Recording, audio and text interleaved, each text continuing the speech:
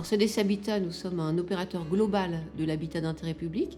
Nous gérons 550 000 logements locatifs sociaux, logements locatifs intermédiaires, sur l'ensemble du territoire national, y compris en Outre-mer.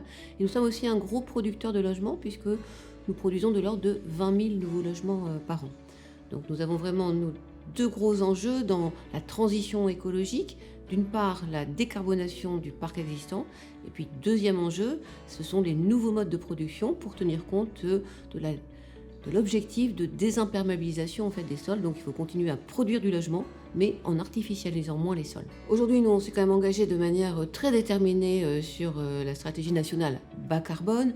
Donc on a commencé par travailler sur les consommations énergétiques de notre parc. Donc aujourd'hui, sur ce sujet-là, je dirais qu'on est plutôt bien, puisqu'on a un parc en moyenne en étiquette C d'un point de vue des consommations énergétiques.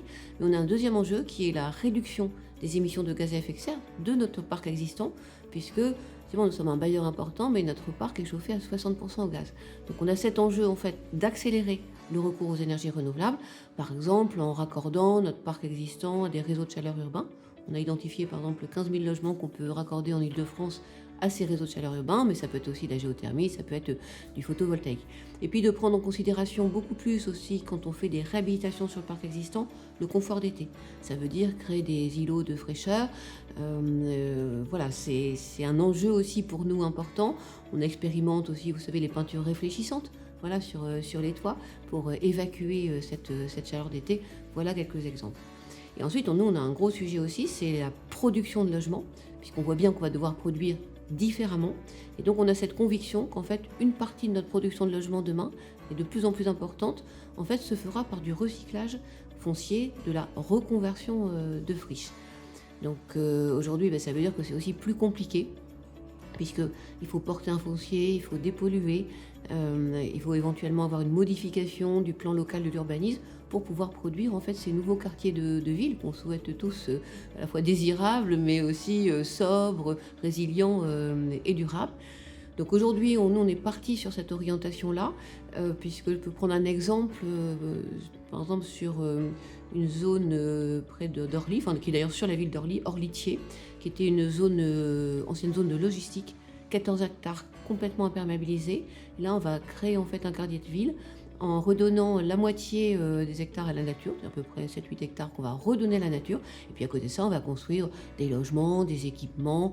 Et puis surtout, aussi, on regarde dans cette ville de demain quelle est aussi l'accessibilité à la ville, l'accessibilité transport. Et là, on est très bien placé parce qu'on a une nouvelle station, par exemple, de la ligne 14 du métro. Donc voilà quelques exemples sur nos enjeux. Puis on a aussi un gros enjeu sur tout ce qui peut être, j'ai parlé du recyclage foncier, mais il y a aussi le réemploi.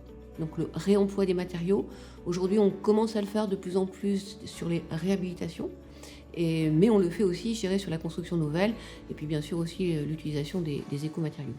Alors nous avons souhaité être partenaire fondateur de la chaire, puisque pour nous c'est un enjeu majeur, cette transition écologique, et puis comment on conçoit demain cette ville bas carbone.